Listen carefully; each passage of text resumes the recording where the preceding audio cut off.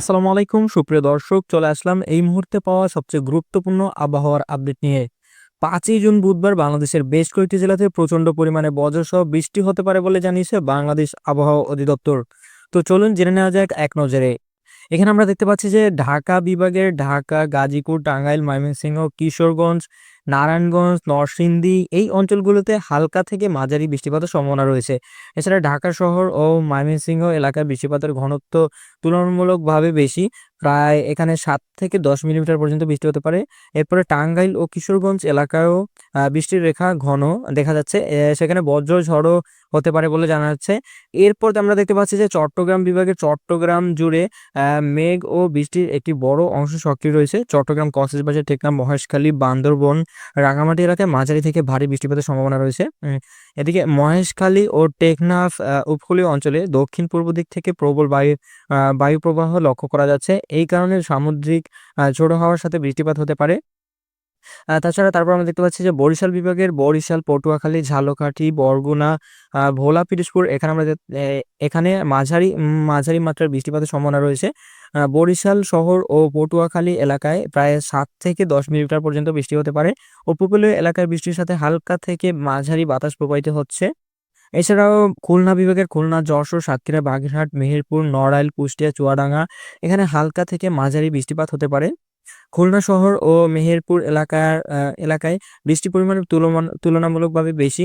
যশোর ও কুষ্টিয়া এলাকায় বৃষ্টি কম হলেও মেঘাচ্ছন্ন আকাশ দেখা যাচ্ছে ও উচ্চ আর্দ্রতা রয়েছে। এদিকে রাজশাহী বিভাগের রাজশাহী, চাঁপাইনবাবগঞ্জ, নাটোর, নওগাঁ, পাবনা, সিরাজগঞ্জ এখানে বৃষ্টিপাতের সম্ভাবনা সীমিত হলেও রাজশাহী ও পাবনা এলাকায় কিছুটা হালকা বৃষ্টির চিহ্ন আমরা দেখতে পাচ্ছি। তবে আকাশ অধিকাংশ মেঘাচ্ছন্ন থাকবে।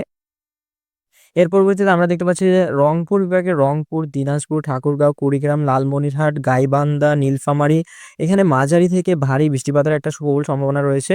রংপুর, লালমনিরহাট ও কুড়িগ্রাম এলাকার বৃষ্টির ঘনত্ব স্পষ্ট দেখতে পাচ্ছি। এই অঞ্চলগুলিতে বজ্রঝড়ের সম্ভাবনা রয়েছে। বাতাসের গতি উত্তর পশ্চিম দিক থেকে প্রবলভাবে আসছে, যা বৃষ্টির সম্ভাবনাকে জোরালো করছে। আরো দেখতে পাচ্ছি যে সিলেট বিভাগের সিলেট, মৌলভীবাজার, হবিগঞ্জ, সুনামগঞ্জ এখানে হালকা থেকে মাঝারি বৃষ্টিপাত দেখা যাচ্ছে। সিলেট শহর এবং মৌলভীবাজার এলাকায় 7 মিলিমিটার পর্যন্ত বৃষ্টি হতে পারে। তবে পুরো বিভাগের উপর বায়ু প্রবাহ ও মেঘমালা সক্রিয়, যা বৃষ্টির সম্ভাবনাকে বাড়িয়ে দিচ্ছে। এরপর এদিকে আমরা দেখতে পাচ্ছি ভারতের পশ্চিমবঙ্গের কলকাতা, খড়গপুর, মালদা, জলপাইগুড়ি, আলিপুরদুয়ার, শিলিগুড়ি এখানে মাঝারি থেকে ভারী বৃষ্টিপাতের একটা সম্ভাবনা রয়েছে। আলিপুরদুয়ার, মালদা এবং শিলিগুড়ি অঞ্চলে বৃষ্টির তীব্রতা বেশি, প্রায় 7 থেকে 10 মিলিমিটার পর্যন্ত হতে পারে। এরপর কলকাতা এবং খড়গপুর এলাকাতেও বৃষ্টি হচ্ছে ও চলবে। এছাড়াও এবং আমরা দেখতে পাচ্ছি যে আসাম রাজ্যের গুয়াহাটি, তেজপুর, ডিব্রুগড়, হোজাই, শিলচর, ধুবড়ী এখানে হালকা থেকে মাঝারি বৃষ্টিপাত লক্ষ্য করা যাচ্ছে। গুয়াহাটি এবং তেজপুর এলাকায় 7 মিলিমিটার পর্যন্ত বৃষ্টির সম্ভাবনা রয়েছে। শিলচর ও হোজাই এলাকাতেও বৃষ্টি হতে পারে। মেঘের ঘ মেঘের গঠন অনুযায়ী বজ্রঝড় হতে পারে বলে ইঙ্গিত পাওয়া যাচ্ছে। এদিকে মেঘালয় রাজ্যের শিলং, চেরাপুঞ্জি, উইলিয়ামনগর এখানে মাঝারি থেকে ভারী বৃষ্টিপাতের প্রবল সম্ভাবনা রয়েছে। শিলং এবং আশেপাশে আকাশ বেশ মেঘাচ্ছন্ন এবং বৃষ্টির ঘন রেখা নির্দেশ করে। চেরাপুঞ্জি অঞ্চলে টানা বৃষ্টিপাত হতে পারে বলে জানা যাচ্ছে। তারপর এদিকে আমরা দেখতে পাচ্ছি যে ত্রিপুরা রাজ্যের আগরতলা, খোয়াই, ধলাই ও উনাকোটি এখানে মাঝারি বৃষ্টিপাত দেখা যাচ্ছে। তবে আগরতলা শহরে বৃষ্টির ঘনত্ব তুলনামূলকভাবে বেশি এবং উনাকোটি ও খোয়াই এলাকায় বৃষ্টি হতে পারে, তবে কিছুটা কম।